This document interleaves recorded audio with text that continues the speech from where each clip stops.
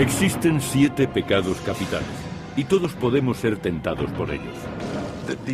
Son pecados mortales y tienen graves consecuencias en nuestra vida espiritual. Lujuria, envidia, gula, pereza, avaricia, ira y soberbia. Según la teología cristiana, para cometer uno de estos pecados mortales no hace falta más que desearlo. Las Escrituras dicen que el pecado se paga con la muerte. Detrás de cada uno de estos pecados hay una historia oculta que explica por qué llegaron a ser mortales. Los 7 pecados capitales han tenido una enorme repercusión en la historia, en la sociedad y en nuestras almas. No se pueden transgredir las leyes de Dios sin pagar un alto precio. Y el peor de todos, el que incita a matar, es la ira. Los 7 pecados capitales son una importante concepción cristiana, aunque realmente no aparecen en la Biblia.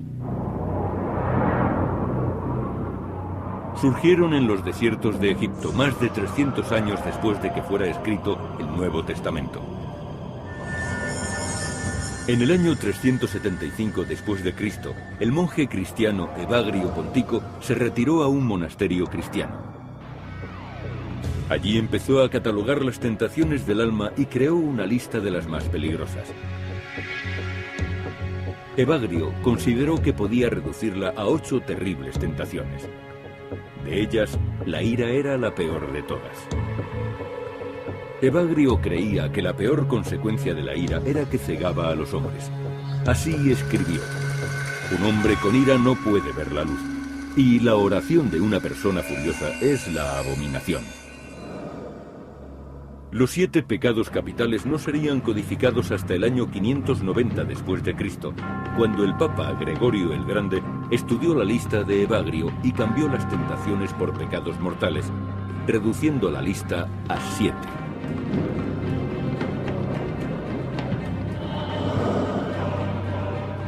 Para el Papa Gregorio, la ira no solo era pecado, sino que además era muy perjudicial para el alma. La ira es un lujo muy caro que solo hombres de cierta riqueza pueden permitirse.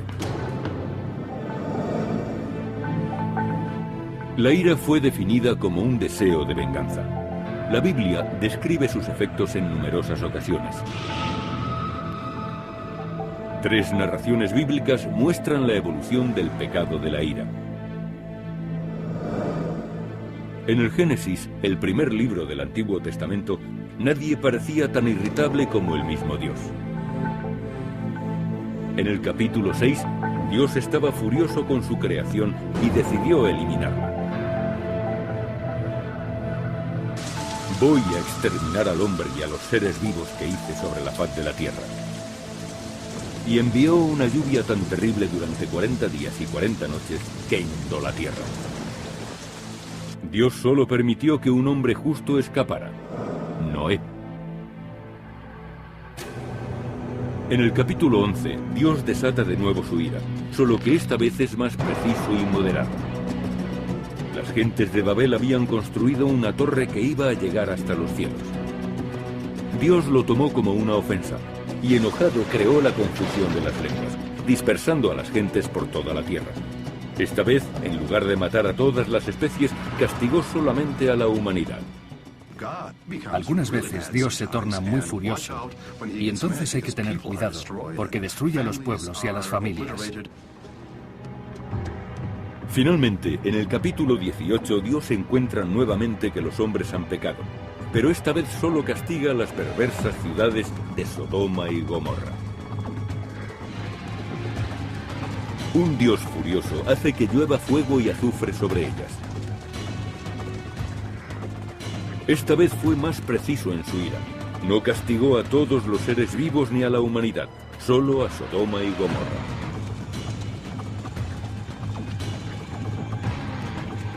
De acuerdo con los teólogos, existe un mensaje en la ira de Dios. La ira de Dios muestra su gran preocupación por la manera de vivir de los hombres. Lo mismo que cuando los padres se enfadan porque sus hijos hacen algo mal. Esas narraciones tratan de la manera en que vivimos. Sirven para controlar a la gente, encaminándole en cierto modo hacia actividades adecuadas y explicando los hechos buenos o malos que suceden a nuestro alrededor. El Antiguo Testamento está lleno de relatos sobre la brutalidad y atrocidades humanas. En el Génesis encontramos el asesinato de Abel a manos de Caín y la agresión del rey Saúl contra David en el libro de Samuel. Estas historias no fueron escritas para los débiles de corazón, sino que son ejemplos de las mortales consecuencias de la ira. En el Éxodo, el segundo libro de la Biblia, aparecen los 10 mandamientos dando un giro importante a la forma de entender el pecado. La gran innovación de los 10 mandamientos y lo que distingue de las culturas paganas que abundan en la Biblia es que Dios se ocupa de los hombres. En las culturas paganas, Dios solo se ocupa de sí mismo.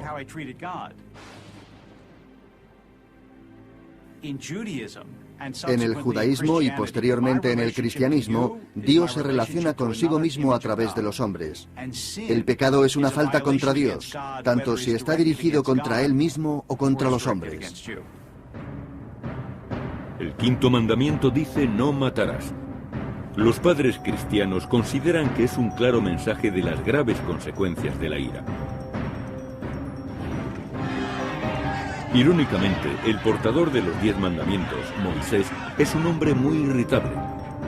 En el Éxodo, Moisés vio cómo un egipcio maltrataba a un esclavo hebreo y en un ataque de rabia mató al egipcio. Más adelante, en el monte Sinaí, Moisés regresó con las 2 tablas de la ley y encontró a los judíos adorando a un becerro de oro. Furioso, rompió las tablas de piedra al pie de la montaña. Es un tipo de ira en la que si pierdes el control puede haber consecuencias muy perjudiciales. En aquella ocasión, rompió las tablas de la ley y tuvieron que ser sustituidas. Pero en ambos casos, Dios no castigó a Moisés, sino que aprovechó su ira para mostrarle los peligros del pecado. Lo interesante de este relato es que Moisés estaba muy furioso, que es un sentimiento que forma parte de la naturaleza humana. Todos nos enfurecemos a veces y negarlo u ocultarlo no es saludable ni realista. De esta forma entendemos que la ira de Moisés era perfectamente humana. La visión de la ira en el Antiguo Testamento refleja la tradición cultural judía. En la Biblia, la ira conduce al pecado. Así que cuando la ira conduce a la crueldad o a la violencia, entonces es un pecado. Si la ira no es más que una emoción sentida por un individuo y no tiene consecuencias, es dolorosa y peligrosa, pero no es pecado. El pecado de la ira adquiere una nueva vertiente en los evangelios. Una de las primeras narraciones del Evangelio de San Mateo trata de las terribles consecuencias de la ira de Herodes. Allí se relata el nacimiento de Jesús. Herodes, rey de Judea, había oído hablar de una profecía sobre el nacimiento de un nuevo rey de los judíos. La posibilidad de que este rey ocupara su trono le hizo ponerse furioso. Herodes estaba muy furioso porque temía que cuando naciera el nuevo rey de los judíos le arrebatara el poder. Como no pudo encontrarlo, montó en cólera y decretó la matanza de los recién nacidos. Y de esta manera eliminar al futuro pretendiente al trono. El relato es conocido como la matanza de los santos inocentes. El Evangelio dice que Herodes mandó degollar a todos los niños menores de 2 años de Belén y de la costa. Jesús sobrevivió porque su familia había huido a Egipto. Por supuesto, para nosotros, cualquier historia sobre matanzas de niños es algo terrible e imperdonable. Al mismo tiempo, emergió un nuevo concepto del pecado y de sus orígenes en la tradición judeo-cristiana. ¿Qué podría haber causado que alguien cometiera la crueldad de degollar inocentes?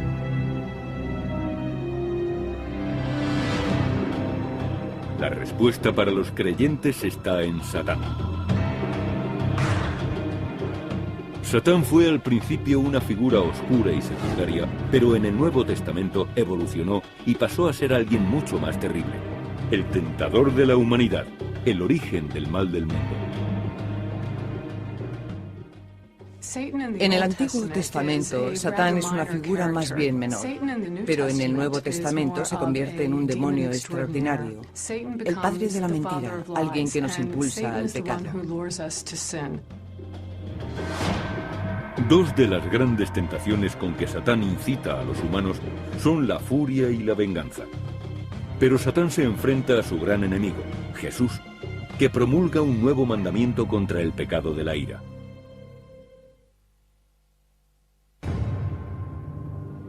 Se cree que los 7 pecados capitales son la antesala del infierno, y el más violento y sangriento de todos ellos es la ira.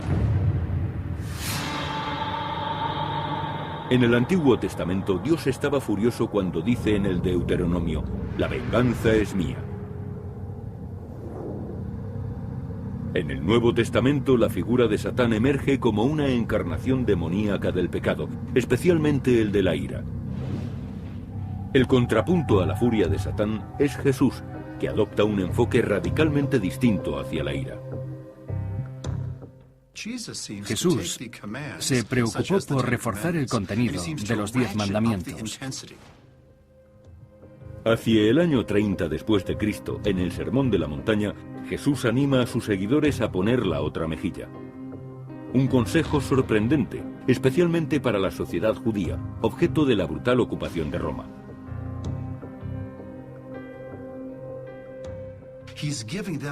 Les brinda una manera de responder con dignidad y autoestima. Desde Tolstoy a Gandhi, pasando por Martin Luther King Jr., esa forma de pensar ha sido muy motivadora, porque permite que nos expresemos con dignidad y resolución, sin recurrir a la ira o a la violencia.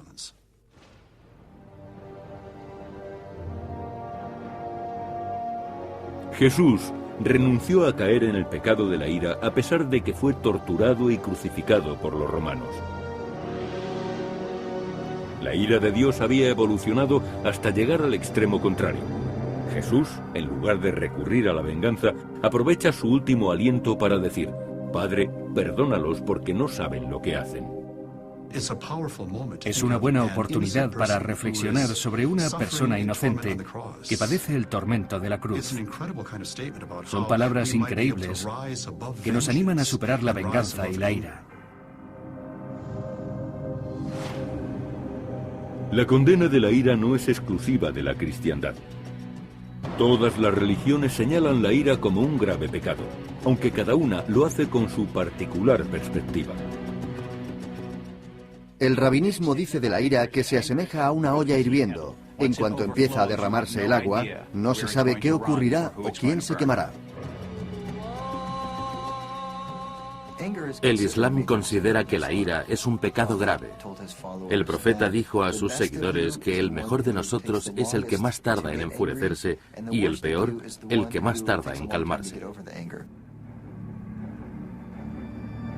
Dentro de la cristiandad existen varias opiniones sobre la ira. Para los protestantes y a lo largo de nuestra historia, la ira es un pecado, pero no en sí misma, sino por sus consecuencias. La Iglesia dice que todos tenemos pasiones, y las pasiones conducen al pecado. No se puede suprimir la pasión, sino que debe ser purificada, reconducida y transformada. Pero todas las doctrinas cristianas coinciden en una cosa. Los pecadores que no dominan su ira serán condenados al infierno. El infierno es lo contrario del cielo, es la morada eterna de los pecadores. La mayoría cree que Jesús se refería al infierno cuando hablaba del Hades. Pero en el Nuevo Testamento, Jesús se refería al lugar donde van los condenados con la palabra Gehenna. Gehenna era un vertedero a las afueras de Jerusalén, donde se quemaba la basura. Jesús lo utilizó como símbolo de lo que le aguardaba a los pecadores. Se puede disfrutar en vida, pero ¿quién sabe lo que nos espera tras la muerte?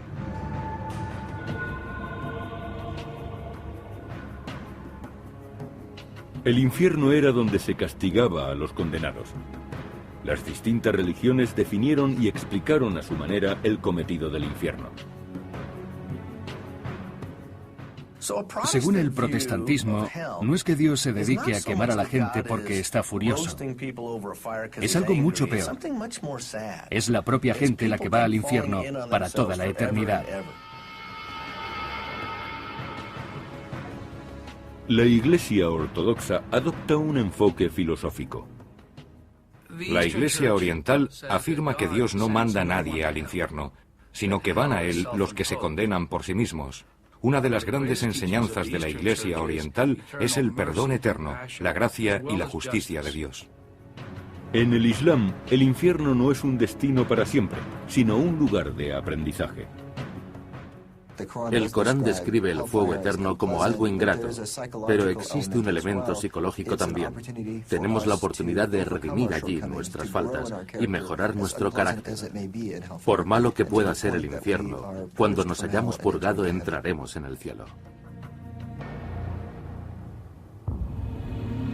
Quizá la descripción más impresionante del infierno fue la del autor italiano Dante Alighieri en el año 1320 después de Cristo.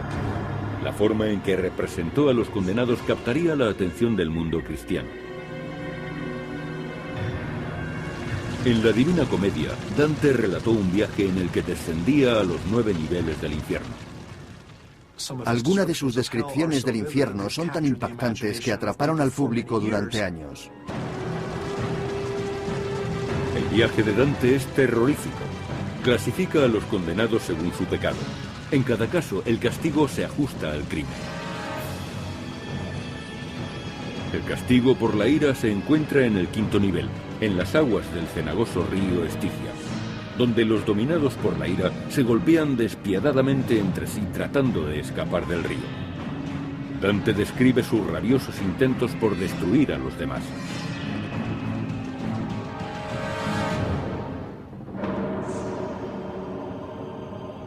La visión de Dante del infierno guió el pensamiento de la cristiandad durante siglos, a pesar de que la mayoría de los detalles provinieran de su mente, no de las escrituras. La interpretación cristiana del infierno evolucionaría de nuevo con los demonólogos medievales que catalogaron a los ocupantes del infierno. En 1598 después de Cristo, el obispo alemán y cazador de brujas Peter Binsfeld recopiló una detallada jerarquía de los demonios. Creía que cada uno de los 7 pecados capitales estaba asociado a un demonio particular.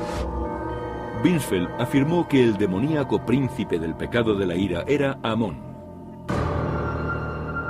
Probablemente el nombre provenía del dios Sol de los egipcios, adorado en tiempos en las pirámides alrededor del año 1550 a.C. Binsfeld describió al demonio de la ira como un monstruo que escupía fuego, con pico de cuervo y cola de serpiente. Tentaba a los hombres con el poder y los destruía con su propia ira. Peter Binsfeld creyó que existía otra entidad demoníaca que también controlaba la ira. Y esta no era ninguna otra que el poderoso rey del infierno, Satán. La ira está íntimamente relacionada con Satán. La ira mal llevada puede conducir a la violencia y al asesinato.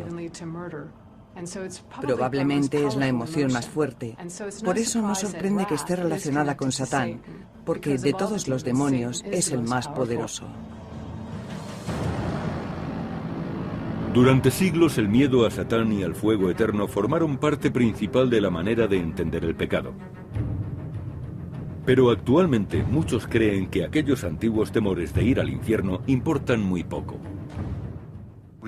Sabemos algo más sobre la naturaleza del universo, lo que hay arriba y lo que hay abajo.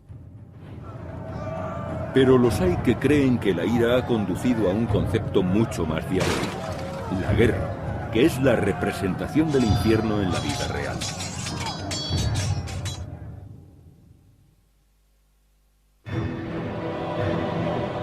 Los 7 pecados capitales no aparecen en la Biblia, pero la Iglesia habla de ellos para ayudar a los fieles a obrar correctamente.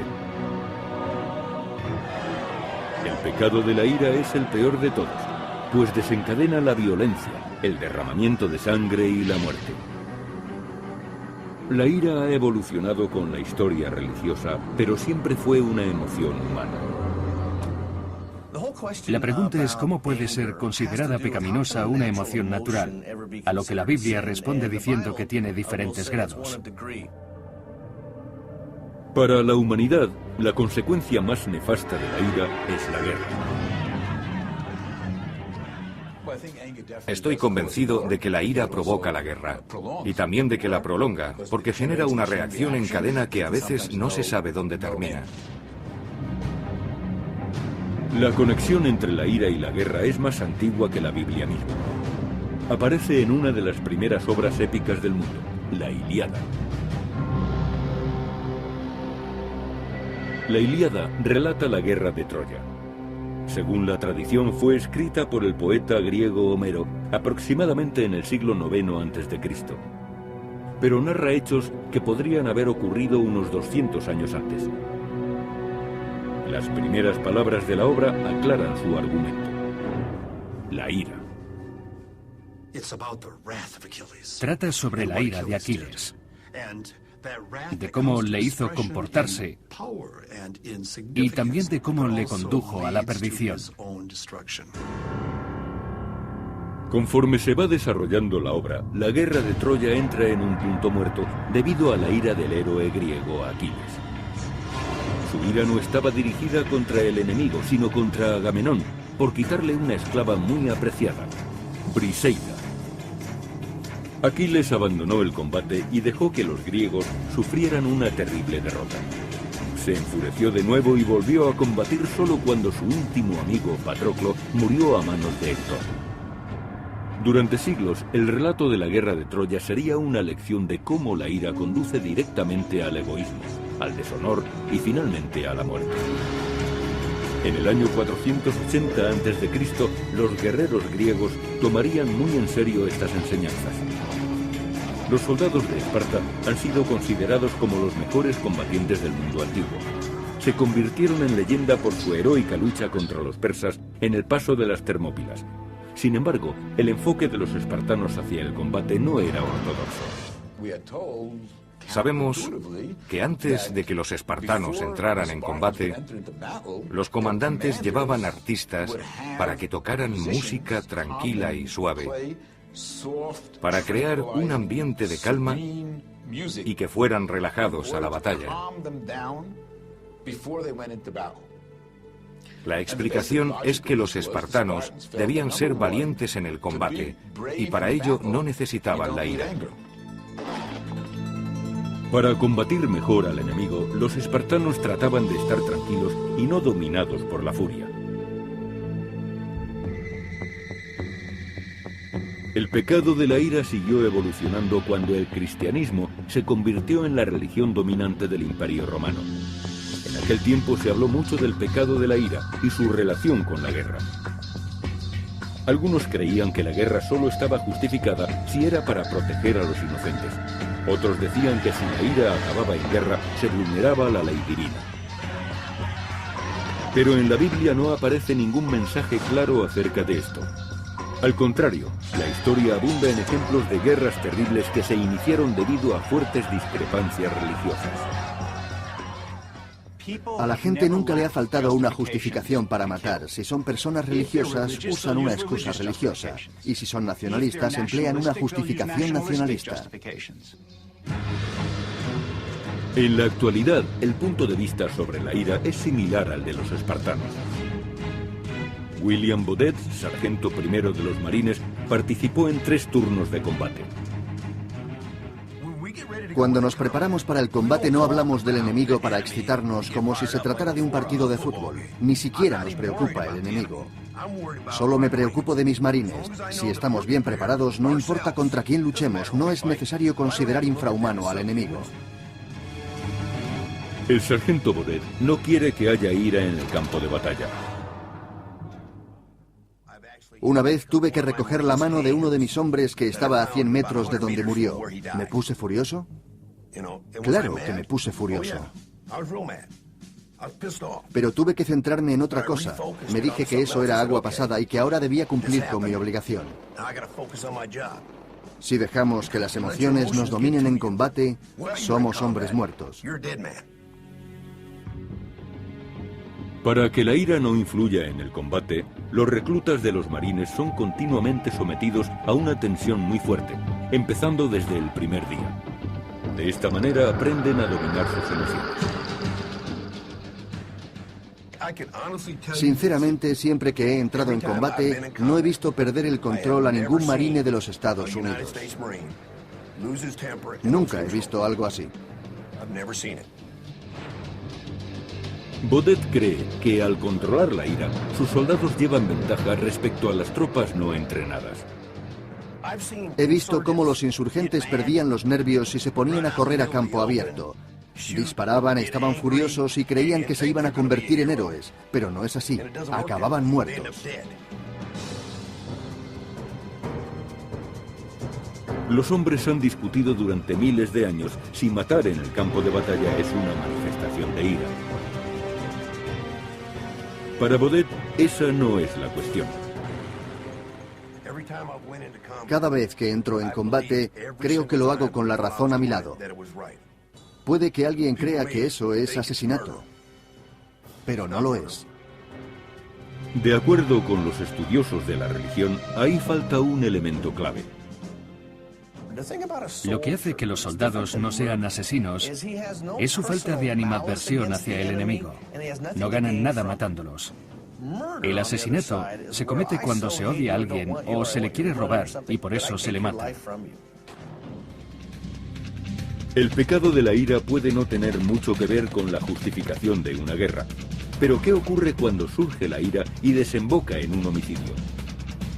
Aunque parezca extraño, los letrados y los neurólogos están de acuerdo en que a veces el asesinato es explicable.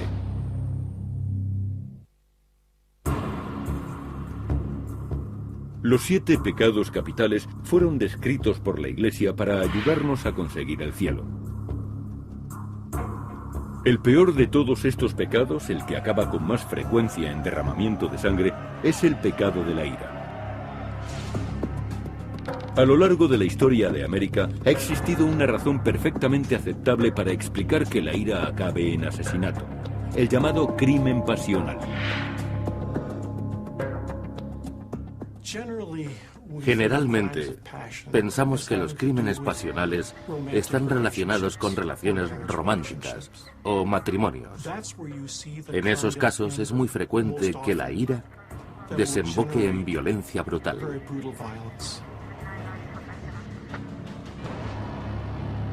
Fue en Washington, en 1859, cuando el crimen pasional apareció públicamente por primera vez. Fue de la mano del rico y respetado congresista Daniel Sickles. Descubrió que su mujer mantenía relaciones con Philip Barton Kay, hijo de Francis Scott Kay. Estaba tan furioso que cogió sus pistolas y fue a matarlo. Armado con 2 pistolas y acompañado de su mejor amigo, Sickles buscó a Philip Kay por las calles de Washington. Le disparó una vez al pecho y cuando el herido le suplicaba que le perdonara la vida, Sickles le disparó 2 veces más. Los disparos se realizaron tan cerca de la Casa Blanca que el presidente James Buchanan, amigo de Sickles, pudo oírlos. Sickles confesó inmediatamente y fue encarcelado. Se le acusó de asesinato en primer grado, Sin embargo, le defendió un equipo con los mejores letrados y varios políticos destacados. El argumento principal de la defensa de Sickles fue locura transitoria. Se adujo que era posible que una persona no distinguiera temporalmente entre el bien y el mal, y que después del crimen, repentinamente, pudiera distinguirlos de nuevo. El jurado le absolvió, pero el público se indignó más porque Sickles perdonó y se reconcilió con su esposa que por la poco ortodoxa sentencia.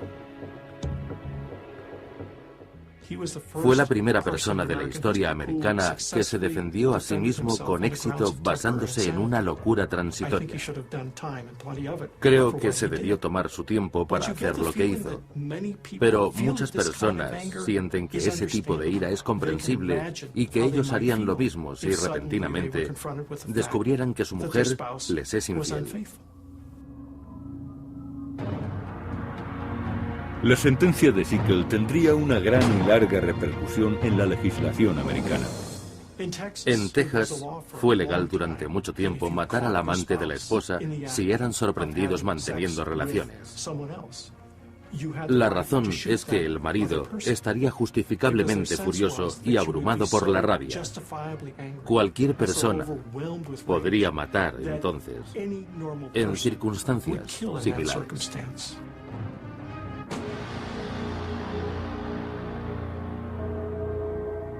Algunos creen que la locura transitoria no es más que un truco astuto, una laguna jurídica para el momento en que se sucumbe a la ira.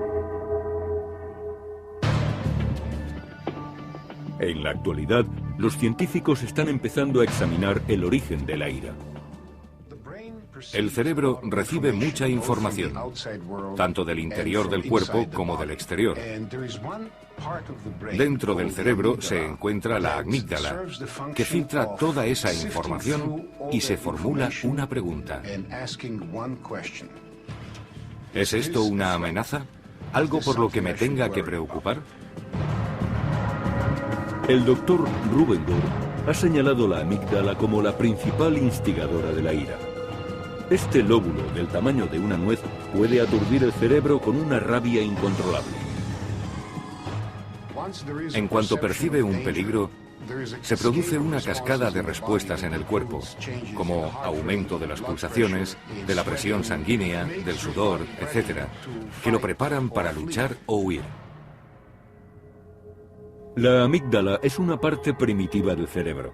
Existe debido a que el cerebro se compone de capas que se fueron superponiendo a lo largo de millones de años de evolución. Esos antiguos cerebros siguen activos en el interior de los nuestros. De esta forma, hay partes de él que reaccionan como un perro y otras que lo hacen como un cocodrilo. Y existe otra parte que lo hace como los monos. La amígdala crea una respuesta ante los estímulos para luchar o huir. Pero en los seres humanos también ha evolucionado otra parte del cerebro, los lóbulos frontales. Esta zona que vemos en la parte frontal es la región frontal orbital, que sirve de freno a la amígdala. Si imaginamos que la amígdala es el motor que responde a las amenazas, entonces el lóbulo frontal es su freno. Si el Dr. Gurr tiene razón, entonces una persona abrumada por la ira sufre literalmente una locura transitoria hasta que la amígdala vuelve a quedar controlada. Un ejemplo, el asesinato en 2003 de Betty Dodge a manos de su hijo James Acek. En el momento del crimen, Acek, un adulto con problemas mentales, había ido a vivir a casa de su madre. La situación se deterioró tanto que Dodge le pidió a su hijo que se marchara. Eso hizo que le entrara el pánico y cogiera una estatuilla que estaba cerca y la rompiera en la cabeza de su madre, golpeándola con ella repetidas veces hasta matarla. Luego salió a la calle y fue a entregarse a la policía. Durante el juicio se solicitó la ayuda del Dr. Gurr para evaluar la capacidad mental de Acek. Hizo un neuroscan completo de su cerebro y encontró que le faltaba del 30 al 40% del tejido de la región orbital frontal. Cuando la amígdala decía que estaba en peligro y que debía atacar, no disponía del tejido suficiente en la región frontal para detenerlo. Existen mejores formas de enfrentarse a una situación que atacando a lo que alguien pueda creer que es el origen del miedo. El jurado estuvo de acuerdo con el testimonio del Dr. Gore y declaró que James Isaac era inocente debido a su falta de cordura. Fue internado en un hospital psiquiátrico porque algunos adujeron que James Isaac era incapaz de controlar su ira. El órgano que controla nuestro comportamiento es el cerebro, y el suyo estaba dañado. Pero para cuando la persona furiosa se encuentre en prisión o en un hospital psiquiátrico, el daño ya está hecho. ¿Hay forma de tratar la ira humana antes de que llegue al punto crítico?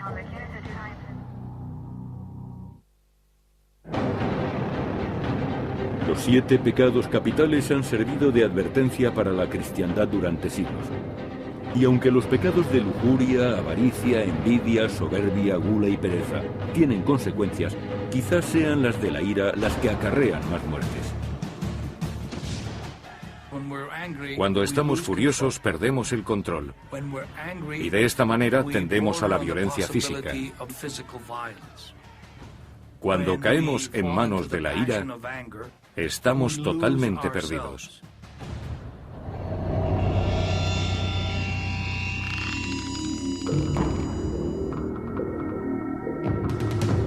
Pero irónicamente, parte de la tentación de caer en la ira es que produce placer.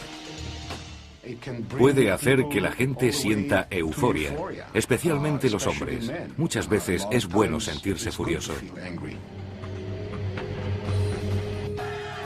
A pesar de los siglos transcurridos tratando de controlar la ira, hoy en día aparece por todas partes. Me gustaría creer que la fe puede detener la violencia y ayudarnos a contener la ira.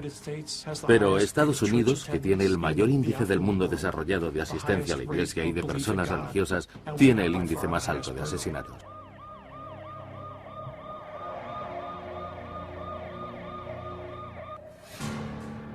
El concepto del pecado de la ira ha evolucionado con los siglos. El cristianismo afirmaba que los que cometían este pecado se enfrentaban al fuego eterno del infierno. Pero existen algunos pecadores atormentados por la ira, incluso en esta vida. Mantenía una relación y las cosas no fueron bien. No sabía lo que hacía y compré 8 litros de gasolina.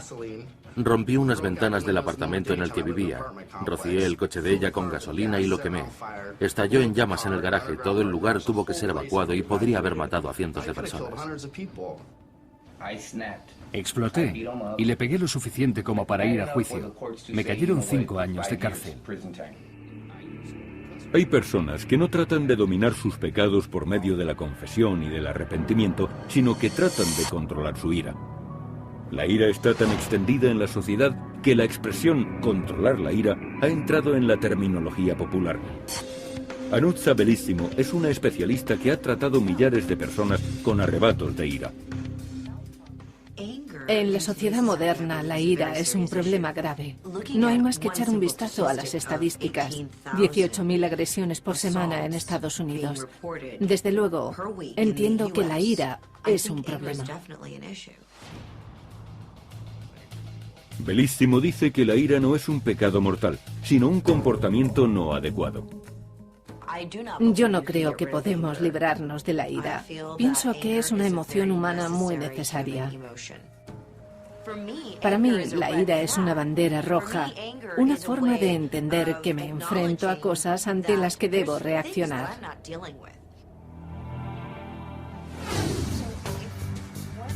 Los expertos dicen que la clave para superar la ira tiene poco que ver con controlar la rabia, y bastante más con las relaciones personales.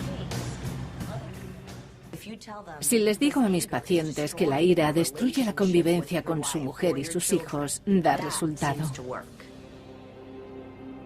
Lo más importante para la humanidad es mantener una relación, conectar con el otro y saber comportarse. Según la tradición, el pecado de la ira se castiga con el fuego eterno. Pero Bellissimo cree que el enfoque religioso hacia el pecado de la ira no es útil en el mundo actual.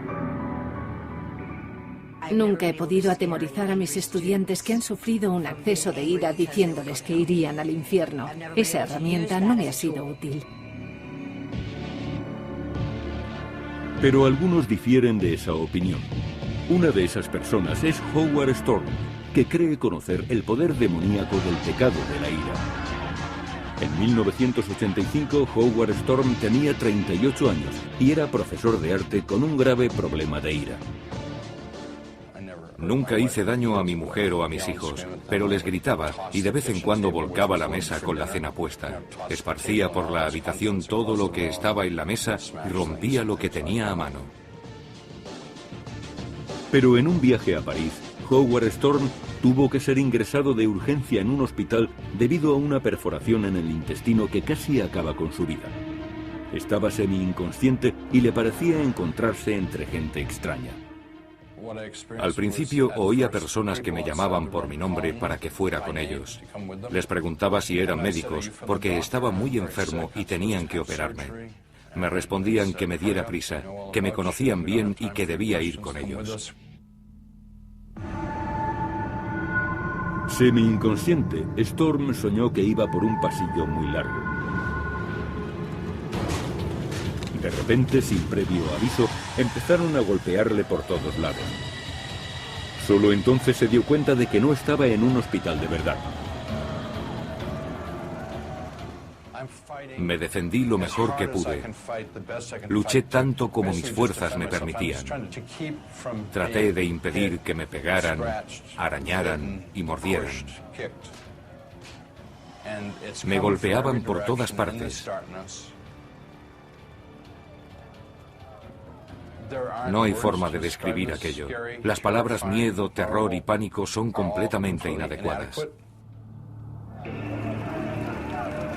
En un momento dado, Storm, ateo desde siempre, hizo algo que no se le habría ocurrido nunca. Se puso a rezar.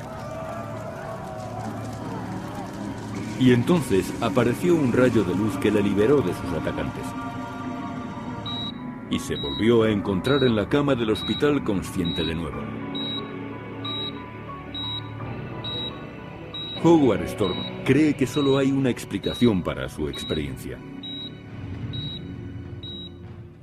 Creo que lo que me pasó es que tuve la oportunidad de sentir lo que era el infierno.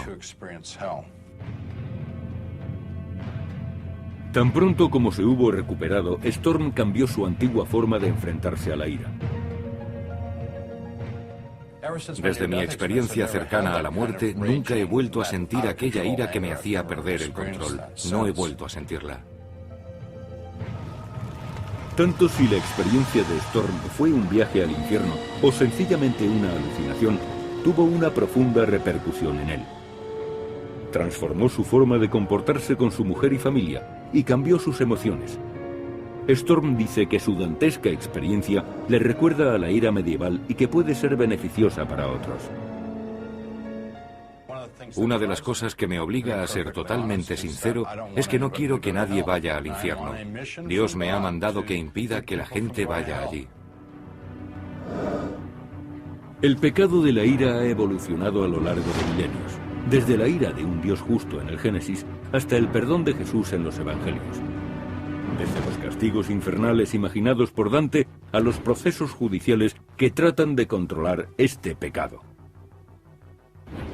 ¿Es la ira el más grave de los 7 pecados capitales? La respuesta puede no tener importancia, pues a fin de cuentas todos hemos de ser juzgados, algunos por nuestros pares, otros por alguien superior. Y para los que sufren el tormento de la ira, puede que este pecado sea suficiente para hacer que padezcan el infierno en la tierra.